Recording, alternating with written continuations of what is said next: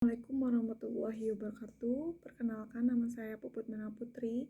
Saya mahasiswa Giji semester 2 di Universitas Islam Al-Ihya Kuningan. Adanya saya di sini, saya akan mereview materi pertemuan kelima mengenai teori perubahan tentang ketertinggalan dalam masyarakat, kaitannya dengan masalah gizi dalam mata kuliah Sosio-Antropologi Kesehatan dengan dosen pengampu Ibu Esti Julpiani. Kultur lag atau ketertinggalan adalah fenomena sosial yang sering terjadi dalam masyarakat. Kultur lag menggambarkan apa yang terjadi dalam sistem sosial ketika mengalami perubahan dan efeknya yang tidak merata. Biasanya, kultur lag adalah hasil gesekan antara penemuan baru dan norma-norma yang masih berlaku. Nah, dalam masyarakat, kultur lag adalah proses yang berkaitan dengan perubahan yang berlangsung cepat. Kultur lag adalah salah satu penyebab konflik dan krisis etika. Sebutan lain dari kultur lag adalah ketertinggalan budaya dan kesenjangan budaya. Pencetus teori kultur lag adalah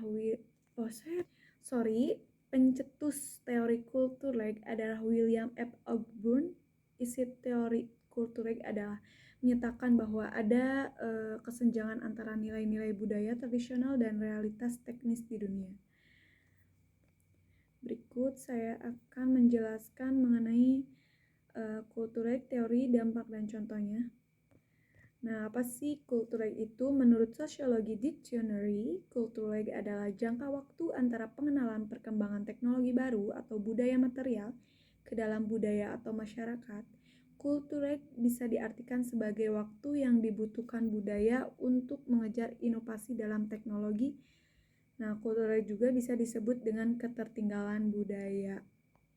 Ketertinggalan budaya terjadi ketika teknologi berkembang lebih cepat daripada aspek budaya non-materi.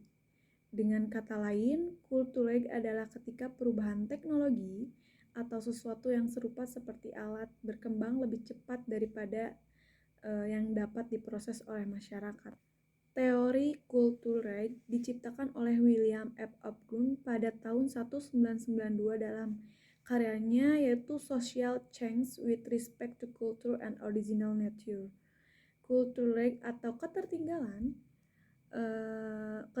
budaya yaitu periode yang terjadi ketika budaya non-material berjuang untuk beradaptasi dengan kondisi material yang baru. Nah, Ogburn memperhatikan bahwa budaya material cenderung berkembang dan maju lebih cepat daripada budaya non-material. Budaya mengacu pada ide, kebiasaan, pemikiran, perilaku, dan segala sesuatu kebiasaan dalam kehidupan sehari-hari. Budaya memiliki dua aspek, material dan non-material.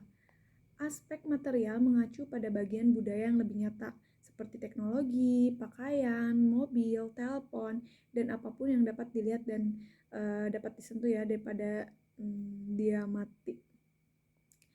Aspek non material mengacu pada bagian budaya yang tidak berwujud seperti bahasa, ideologi, nilai, gerak, tubuh, dan lain-lain. Nah, Ogburn juga merasa bahwa budaya material cenderung lebih maju dengan pesat, sedangkan norma-norma masyarakat cenderung menolak perubahan dan maju jauh lebih lambat. Nah, bagaimana sih kultur itu terjadi? Budaya masyarakat bisa berubah seiring waktu, baik itu dalam aspek material maupun non-material. Seringkali budaya material cenderung mengalami perubahan lebih cepat daripada aspek non-material. Ini membuat teknologi cenderung berkembang sebelum masyarakat menyesuaikannya. Nah, menurut Sociology Group, kultur lag terjadi ketika budaya non-material tidak mampu mengimbangi budaya material. Kultur lag dianggap terjadi karena nilai-nilai dan ideologi serta cara berpikir cenderung berkembang lebih lambat daripada teknologi.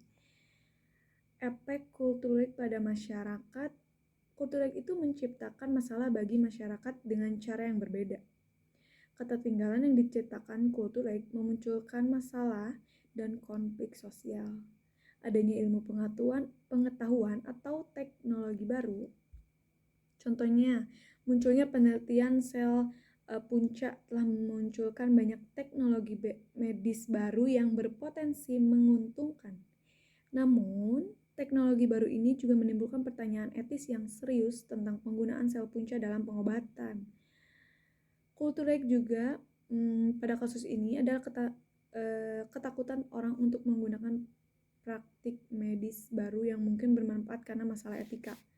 Hal ini menunjukkan bahwa benar-benar ada keterputusan antara budaya material atau penelitian sel induk dan budaya non-material. Kultur dipandang sebagai masalah etika yang kritis karena kegagalan untuk mengembangkan konsensus sosial yang luas tentang penggunaan teknologi modern yang tepat dapat menyebabkan rusaknya solidaritas sosial dan munculnya konflik. Nah, apa sih bedanya kultur dan kultur shock? Kultur itu kan tadi istilah yang sering dikaitkan dengan kultur shock ya. Keduanya itu bahkan kerap tertukar penyebutannya. Kultur itu dan kultur shock kondisi yang sama-sama sering dikaitkan, namun kondisinya itu berbeda. Kultur shock itu diartikan sebagai guncangan budaya atau kejutan budaya. Nah, kultur shock itu menggambarkan perasaan negatif yang dimiliki seseorang ketika menyesuaikan diri dengan budaya baru. Contohnya misalnya, saya pernah tinggal di beberapa bulan di Cirebon dan itu mengalami kultur shock yang mana orang Cirebon itu memiliki sifat keras kepala, berbeda dengan orang Kuningan asli ya, kayak gitu. Nah, kultur shock itu mengacu pada perasaan ketidakpastian, kebingungan, dan kecemasan yang mungkin dialami oleh orangnya ketika menghadapi keadaan yang asing atau baru. Sementara kultur itu mengacu pada gagasan bahwa masyarakat membutuhkan waktu untuk menyesuaikan diri dengan perubahan teknologi atau sosial. Kultur bisa menyebabkan timbulnya kultur shock. Nah, misalnya penemuan vaksin HPV, vaksin HPV merupakan penemuan untuk mencegah kanker serviks yang bisa disebabkan oleh virus human papilloma virus ya, atau tadi HPV. Vaksin ini bisa diberikan kepada remaja atau pra-remaja. Namun, penemuan vaksin ini menimbulkan banyak masalah etika. Kultur menghasilkan anggapan bahwa vaksin yang tadi itu mendorong anak-anak untuk melakukan aktivitas seksual sejak usia dini. Isu tersebut diangkat karena fakta bahwa kanker serviks diperoleh melalui virus HPV menyebar melalui awal aktivitas seksual. Sehingga seorang wanita itu kemungkinan besar terkena kanker serviks ya jika dia melakukan aktivitas seksual.